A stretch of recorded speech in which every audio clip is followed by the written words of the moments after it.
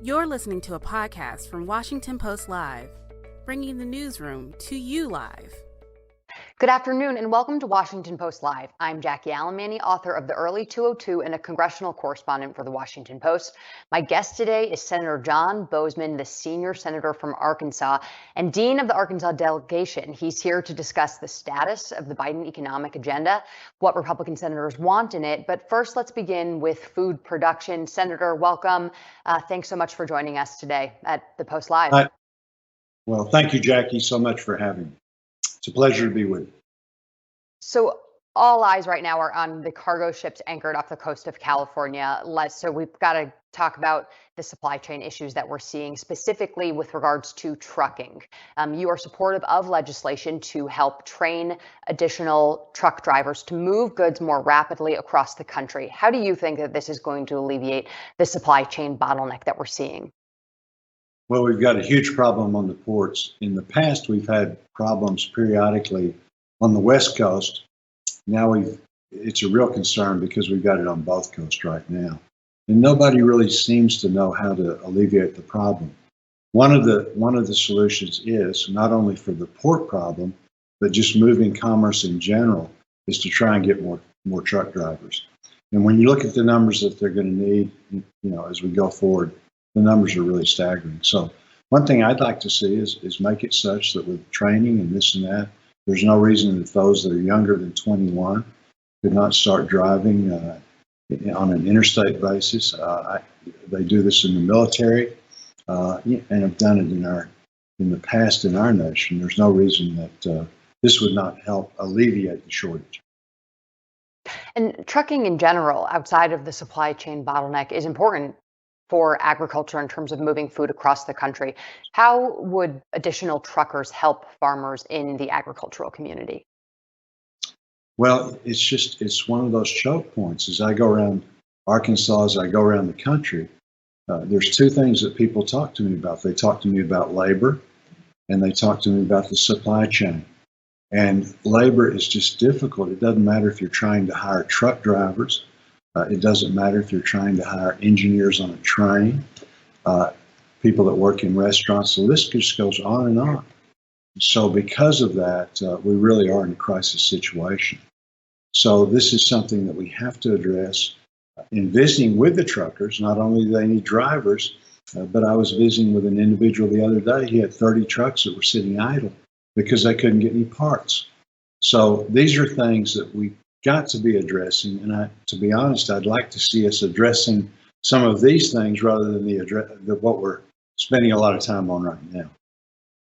And one of the pay-fors that have been floated by Democrats in order to fund the social spending package that's being hashed out that might potentially look like $1.75 trillion is a step-up basis on farms. You have been vocal and outspoken against this as a pay-for. How would this affect farmers? Well, it would affect them so very negatively because the farmers have a tendency to have land, have assets in that regard, but are very cash poor. So we have an excellent economist on the minority ag staff, and I said, John, tell me how this would affect farmers. And so he got a bunch of graphs and charts and made it such where even I could understand it.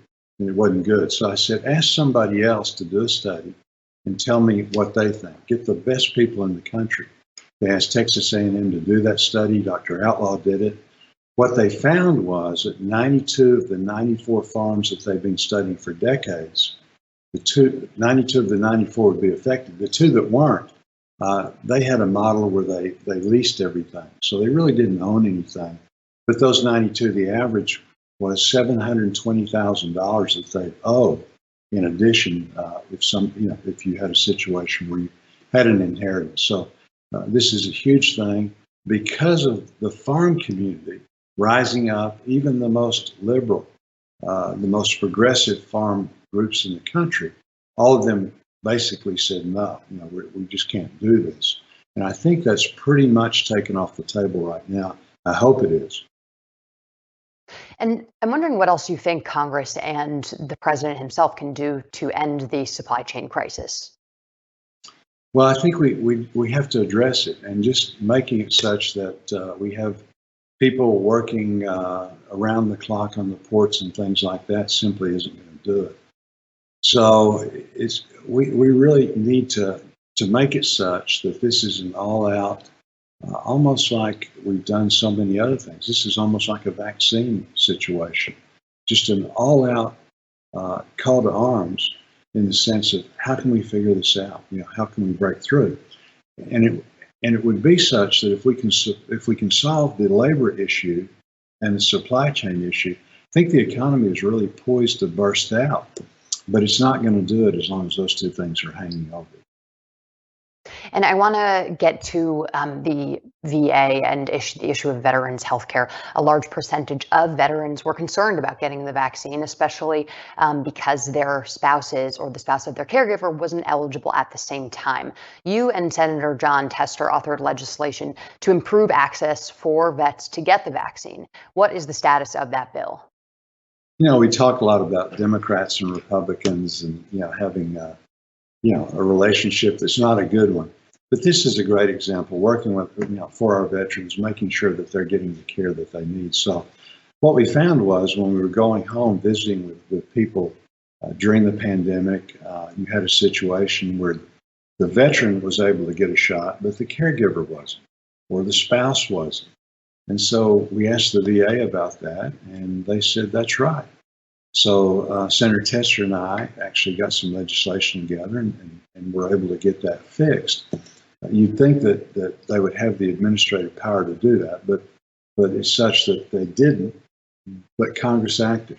So I think that's a great example that we can work together, and it's also a great example that there are many issues in Congress that traditionally Democrats and Republicans do a good job of solving problems. And just last week, you had sent a letter along with other members of the Republican Party to the Senate Veteran Affairs Committee. You and the Senate Veteran Affairs Committee sent that letter to Secretary McDonough on implications that the vaccine mandate might have on the VA workforce and the ability of the agency to provide services to veterans if employees are let go because they chose not to receive the vaccine. Have you heard a response from the administration yet on that issue? No, we're actually going to meet with the secretary in the near future and discuss that with him. But we worked so hard to get the veterans backlog down. Also, the VA is like everyone else. Labor's difficult. And I'm a person, I've had the shot. I'm in the process of getting the booster. I believe in the vaccine. I think people ought to take it. On the other hand, I'm not in favor of mandates. A certain percentage of people just go the other way. So I'm in favor of education. I'm in favor of giving them the carrot rather than the stick. But this is a complicated thing. A good percentage of our medical providers, good percentage of our nurses are not vaccinated. So it's not just people that of a particular ilk. It really does cross society. So if we're not careful, if we just come down in a heavy-handed way and do this, my concern is that we won't be able to provide the health care, not only for veterans, but for lots of folks throughout the country. But now we're talking about veterans, and then also making sure that we're not going to create a tremendous backlog that we've worked so hard to diminish because of the fact that you simply are not going to have a labor force. So many people are baby boomers. They're at the age where they're thinking about retirement anyway. These are just stressors that push them over the edge.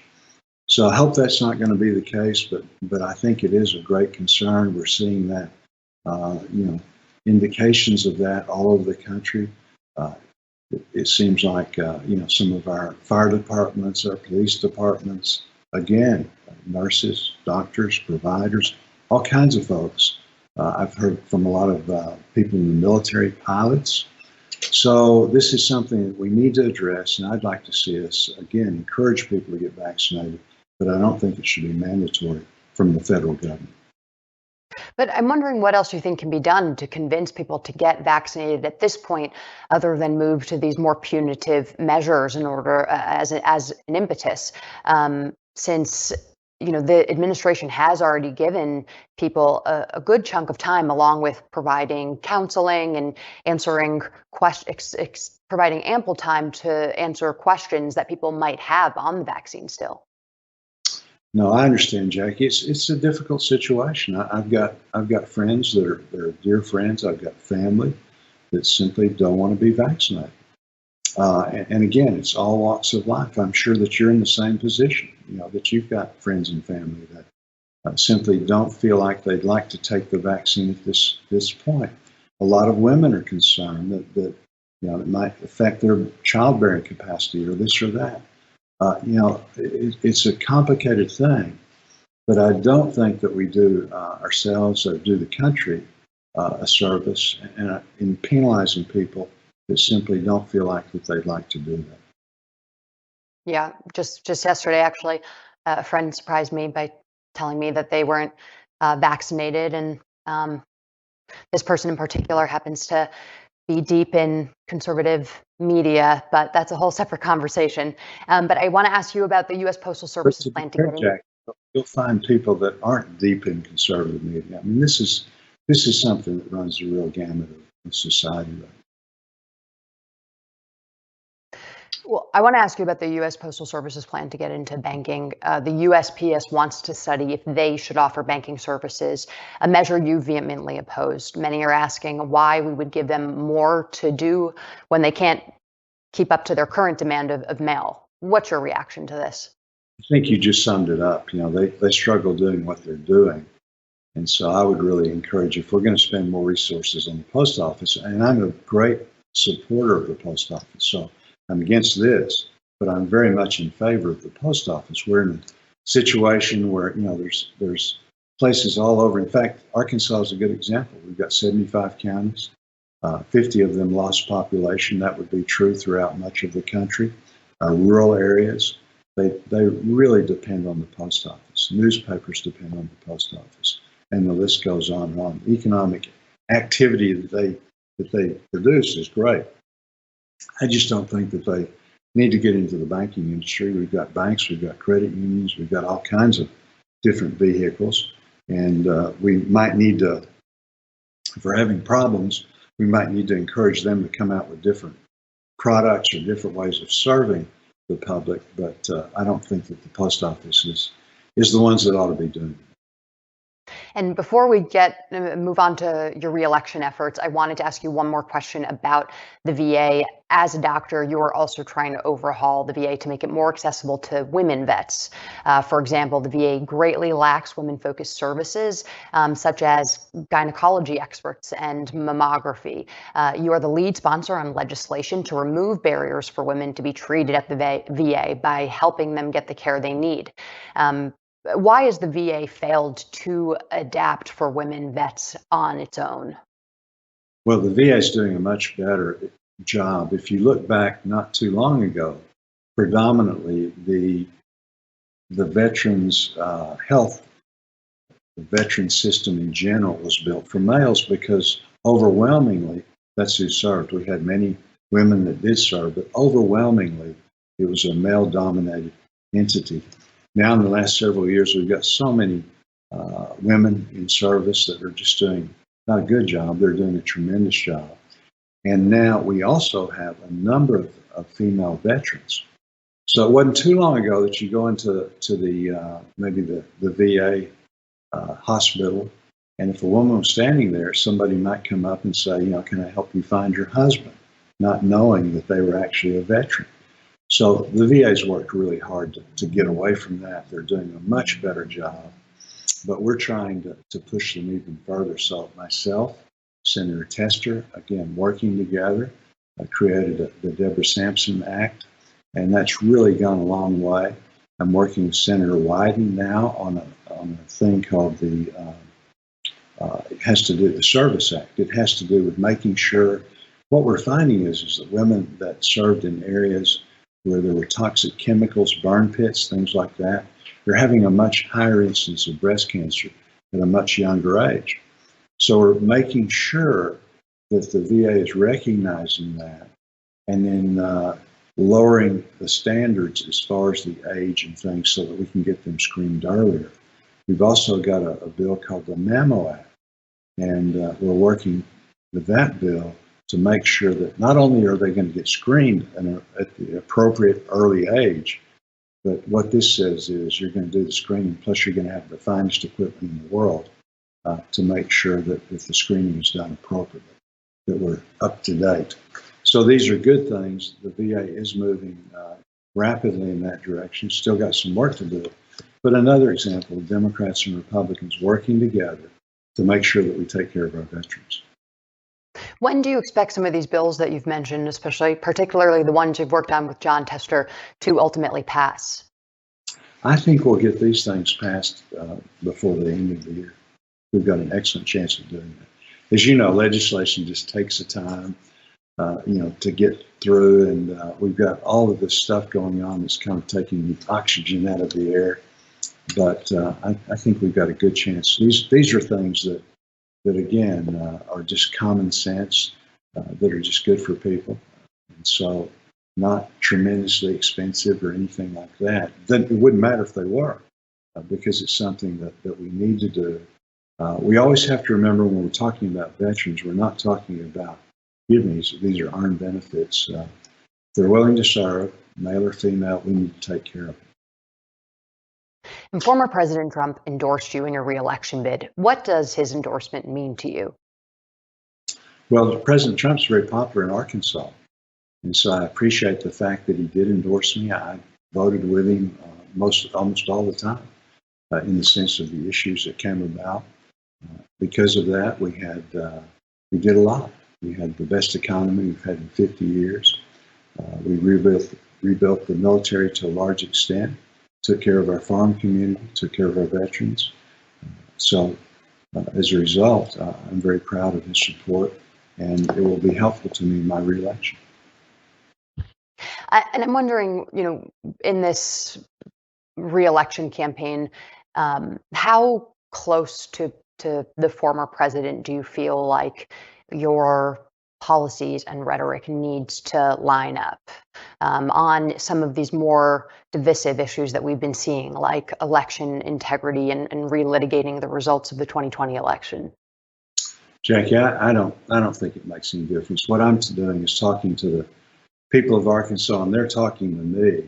As I said earlier, they're concerned about labor issues. They're concerned about the supply chain, and now they're getting very, very concerned about inflation. So these are the things that I'll be talking about. These are the things that I'm working on that really are huge things for our country.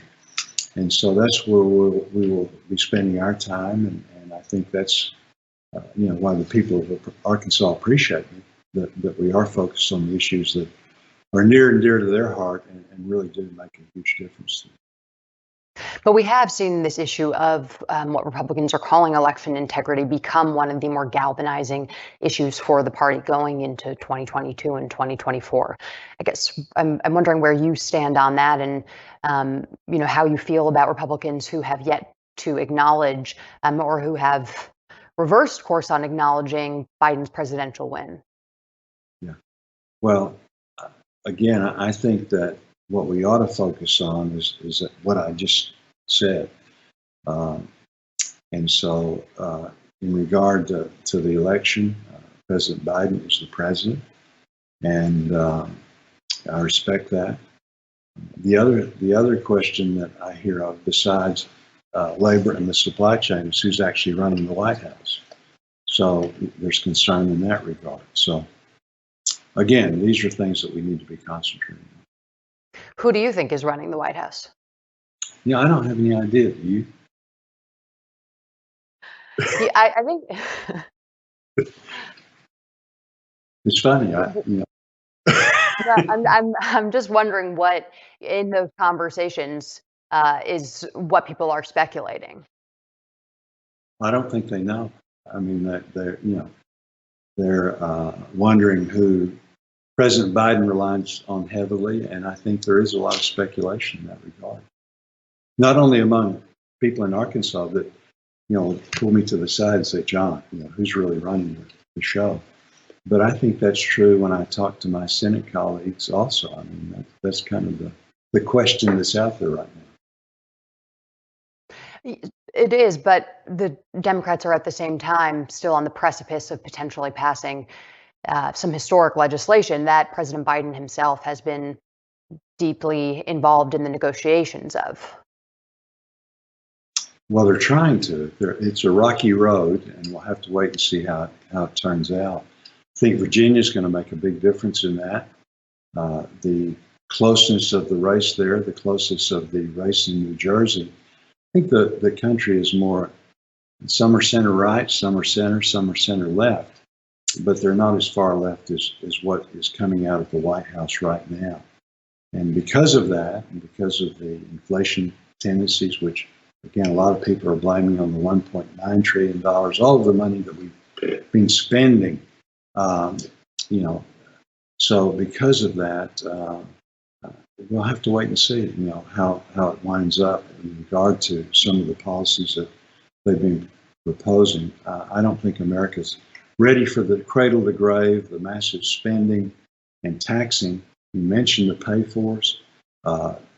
Stepped-up basis was on the table. I think that's probably been taken off, increasing capital gains, the land exchange. This thing about if you have $10,000 and originally it was $600 in your bank account that you may, you had $600 worth of transactions in your bank account, or now 10,000. I think the average American's is 61,000. People don't like that. The idea of hiring 89,000 new agents and spending $80 billion additional, they understand that that's all about coming after them. So these are the kind of things I think that Americans, whether they're in New Jersey or Virginia or Arkansas, are really starting to push back on. So if Democrats ultimately do pass the bipartisan infrastructure package, which was supported by a number of Republican senators, and the social spending package this week or next week, will you think that that's a success for the president? I don't think it's been a success. I think that discussion, not the infrastructure package, but the other package, which started out at $6 trillion, pared down to $3.5. Now they're down to 1.75. But no, I think the idea of all of the taxes that were on the table, the other tax that they were talking about doing with billionaires, where you were going to tax unrealized gains. American people are smart enough to know that when we instituted income tax, it was 1% to 7%. Senator got up and said, before you know it, this will be 10%. He was essentially told, he was crazy and that would never happen. So the public is very, very leery of these things. So I don't think it will be a victory. It certainly doesn't appear to be that way, based on what we're seeing in Virginia and based on what we're seeing in New Jersey. All of this factors into that. And I just want to revisit what we had just talked about, just to make sure we're not peddling any conspiracy theories here. But in terms of when you said that people are wondering who is running the White House, can you elaborate a little bit more on that? I'd just say, who are the most intimate advisors, again, with the things. What is so unique with this process, Jackie, and is right now I'm the head Republican on agriculture. Agriculture has always been a very, very bipartisan thing. It's not about Republicans and Democrats. It's about regions of the country. The South has its need. The I's, Indiana, Iowa, California is different. Our Great Plains, all of those are different. And it's about commodities. It's about sugar. It's about cotton and all of these things and the stakeholders. All of this is being done. There was $135 billion worth of agriculture spending in this bill. I wasn't consulted a bit. No Republican was. No stakeholder was that I know of. I've talked to most of the farm groups in America in the last 2 or 3 months. I've asked them. So this is coming from the White House. And most Democrats aren't being consulted, not just with agriculture, but with the entire package. So this really is unique. And because of that, you don't get good legislation. You get unintended consequences, which I think we'll see in the future, which will not help them at all. And before we run out of time, I wanted to ask you one more question. We've got a big election tomorrow in New Jersey and Virginia. I'm wondering if Glenn Youngkin does win in Virginia tomorrow, what you think it means for the Republican Party heading into 2022. Well, I think that we have to be careful because, that doesn't mean that people will be voting for Republicans. They'll be rejecting what the Democrats are trying to do right now. And so Republicans need to get ready. They need to have good solutions to the problems that we're facing. We need to present that to the public so that they'll be voting for us rather than against the administration and what's happening right now. But this will be a big bellwether. I think we all agree with that. And as a result, it really, I think, will influence the behavior of the Democrats with some of the things they're trying to do. But Republicans, we need to do a good job of expressing what we're for, not just what we're against. And unfortunately, Senator, we're all out of time for today, so we're going to have to leave it there. Thank you so much for joining us. Thank you, Jackie. Thanks for having me. Thanks for listening. For more information on our upcoming programs, go to WashingtonPostLive.com.